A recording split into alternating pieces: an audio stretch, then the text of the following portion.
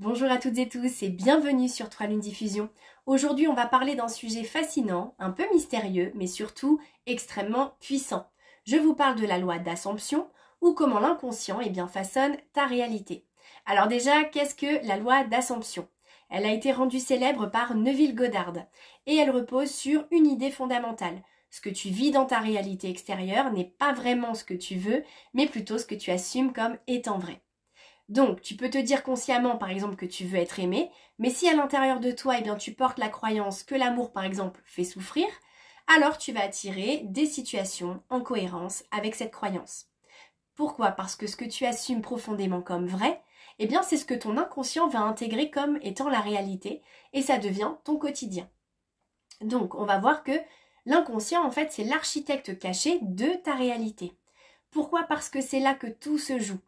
Parce que ton inconscient, si on peut donner une image, c'est comme un écosystème vivant qui est nourri par tes expériences d'enfance, les croyances familiales transmises de génération en génération, les symboles aussi que tu portes, même sans les comprendre, et puis tout ce qui va être mémoire transgénérationnelle. Parce que même dans les histoires de tes ancêtres, même les histoires que tu n'as jamais entendues, ton corps, enregistre la mémoire cellulaire et la mémoire inconsciente. Donc, c'est ton inconscient qui décide si ce que tu désires est possible ou non. Et tant qu'il ne l'a pas validé intérieurement, la manifestation n'arrive pas. Pourquoi? Parce que ce que tu vis, c'est ce que tu vibres et pas ce que tu penses. La loi d'Assomption ne fonctionne pas par la simple volonté mentale. Ce serait trop simple. En fait, elle fonctionne par ton état intérieur, par ta vibration. Il y a des personnes qui appellent ça la vibration. En fait, tu reçois pas ce que tu veux, tu reçois ce que tu crois déjà être, en fait. Et c'est là que la reprogrammation commence. Donc pas en te forçant à penser positif, mais en allant rencontrer ton inconscient. En fait, ce qu'il croit, ce qu'il va répéter, ce qu'il protège aussi, parfois inconsciemment on protège des choses.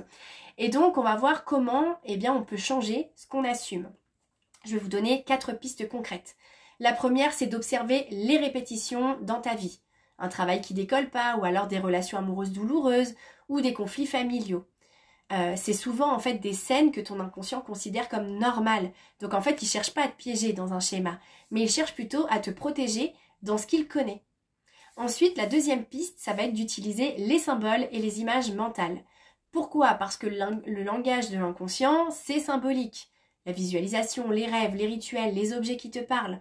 Et donc tout ça, ça crée des connexions émotionnelles qui peuvent transformer en fait ce que tu assumes, ce que tu crois. La troisième piste, ça va être de plonger dans ton histoire familiale. En psychogénéalogie, on découvre souvent qu'un vœu de pauvreté, une loyauté ou une mémoire de sacrifice a été transmise sans qu'on s'en rende compte. Et donc quand tu mets ça en lumière, tu ouvres une nouvelle voie. Tu autorises ton inconscient à intégrer une autre vérité. Et la quatrième piste, ça va être de ressentir ressentir ce que tu veux comme si c'était déjà là. Et ça, c'est la clé de la loi d'Assomption. En fait, tu fais pas que visualiser.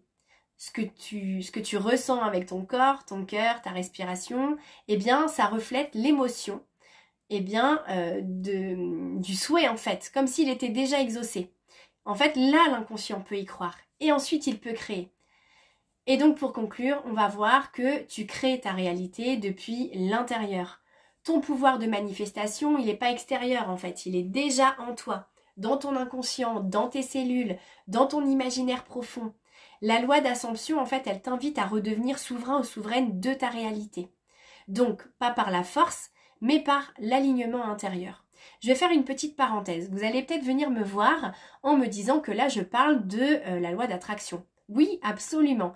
Mais la loi d'Assomption, telle qu'elle est, partagée, comme elle a été partagée par Neville Goddard, me semble plus juste. Je m'explique. Parce que ce qui tourne en fait avec ce courant moderne en fait dans le développement personnel, c'est que les pensées sont créatrices. Or, c'est pas tout à fait ça. En fait, les pensées sont plutôt les conséquences d'un état intérieur. C'est-à-dire que quand on dit qu'elles sont créatrices, en fait, on se force à avoir des pensées positives, mais en fait, tu peux te forcer autant que tu veux. Si à l'intérieur de ton inconscient, c'est tout l'inverse, ton état intérieur te dit tout l'inverse, tu peux te les répéter autant de fois que tu veux et forcer, ça se manifeste pas. Pourquoi? Parce qu'en fait, je le répète, les pensées sont les conséquences de ce que tu ressens à l'intérieur de toi. selon ton état intérieur, ton état émotionnel, tu vas pas avoir les mêmes pensées qui tournent en fait dans ton esprit. Donc, c'est bien là la différence entre la loi d'attraction, telle qu'elle est véhiculée, même si elle est juste, hein, mais telle qu'elle est interprétée, et celle, la version de Neville Goddard, qui me semble plus juste, parce que c'est ton état intérieur, ce que tu ressens à l'intérieur de toi, ce que tu veux quand tu le ressens comme étant déjà là, eh bien, va te permettre d'avoir les pensées correspondantes, et donc ensuite de pouvoir créer ta réalité comme exactement en fait comme tu le souhaites, comme tu le visualises et comme tu l'imagines. Voilà, donc ça c'était la petite parenthèse. Effectivement, on parle bien de la même chose, mais une petite nuance qui me semble quand même fondamentale. Je vous remercie de m'avoir écouté et puis je vous dis à très bientôt sur 3 Lunes Diffusion.